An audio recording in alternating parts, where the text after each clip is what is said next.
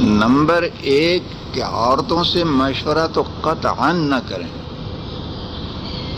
حضور اکرم صلی اللہ علیہ وسلم نے فرمایا کہ جب تک تمہارے کام آپس میں مشورے سے طے پائیں گے اور جب تک تمہارے غنی لوگ مالدار لوگ سخی رہیں گے اور جب تک تمہارے حکام نیک لوگ رہیں گے، اس وقت تک زمین کا ظاہر زمین کے باطن سے تمہارے لیے بہتر ہے، یعنی زندہ رہنا موت سے بہتر ہے۔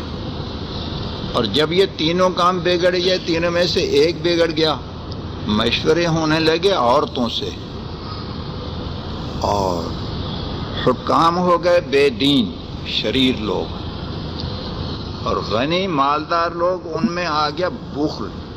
جب یہ 3 کام ہو گئے یا تینوں میں سے کچھ ہونے لگے تو پھر اس زندگی سے موت بہتر ہے، پھر زمین کا پیٹ تمہارے لیے زمین کے ظاہر سے زیادہ بہتر ہے۔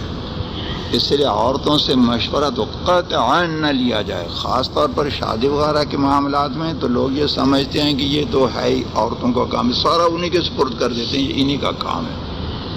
یہ بالکل غلط ہے، شریعت کے بھی خلاف ہے، عقل کے بھی خلاف ہے۔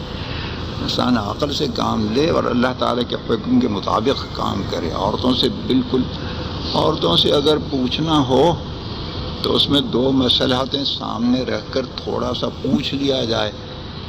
ایک مصلحت تو یہ کہ ذرا سی دل جوئی ہو جائے، تھوڑا سا اس کو خوش کرنے کے لیے بات تو تیری بالکل نہیں مانیں گے، یہ تو دل میں طے کر لے، تیری بات تو قطعاً نہیں مانیں گے، بس یہ تو دل میں طے شدہ ہو۔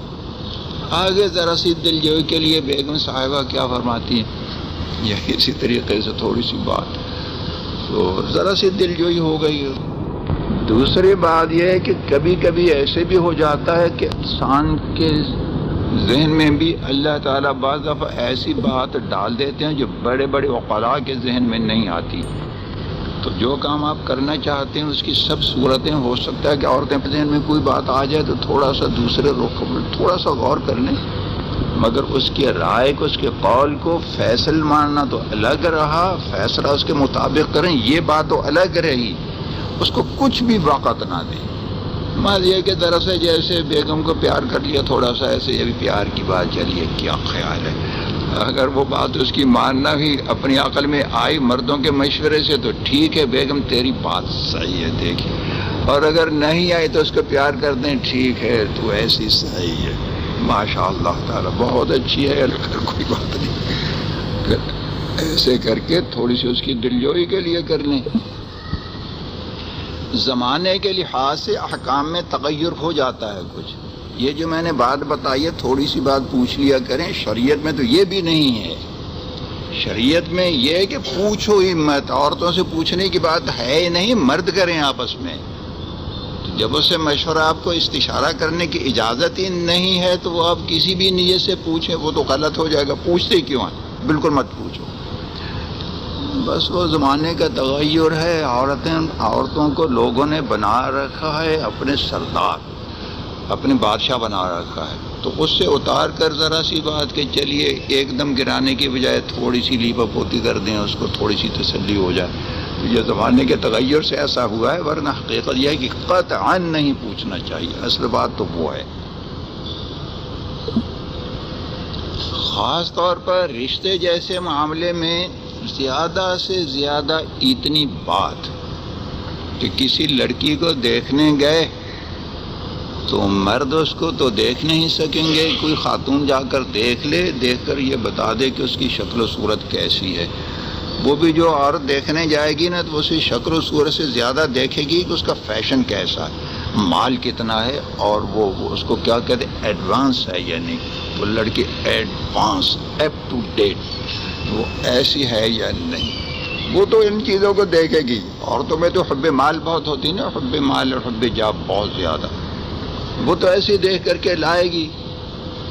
بعض لوگ یہ عذر بتاتے ہیں کہ بہو کو اگر ساس دیکھ کر لائے گی تو وہ چونکہ ساس کے ساتھ بہو کو رہنا ہے، تو اگر ہم نے کہیں رشتہ کر دیا تو پھر وہ بیوی ہمیشہ لڑتی رہے گی، دیکھیے ایسی لے آئے ایسی لے آئے ایسی لے آئے، وہ اس کی مصیبت اسی کے ساتھ. جب کہیں کوئی اشکال ہوگا تو ہم کہہ دیں گے کہ تمہاری لائی ہوئی. اپنی جان چھڑانے کے لیے مرد ایسے کر لیتے ہیں. یہ خیال بھی بالکل غلط ہے، اس لیے کہ اللہ کے قانون کے خلاف کر کے آپ کسی بھی مصلحت سے کام کریں گے تو وہ مصلحت نہیں ہے، نتیجہ اس کا عذاب ہی عذاب ہوگا. کوئی مصلحت اللہ کے قانون کے خلاف نہیں چل سکتی. دوسرے بات کہ عورتوں کے سپرد جب کر دیتے ہیں تو دنیا میں یہ بتائیں کہیں ساس اور بہو کا آپس میں نباہ ہوا؟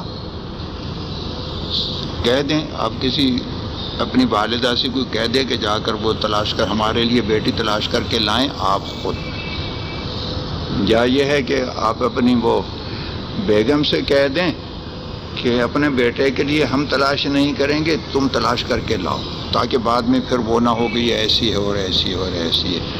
وہ تلاش کر کر کے جو لائے گی تو لڑیں گی، تو پھر بھی وہ تو ہو ہی نہیں سکتا کہ نہ لڑیں.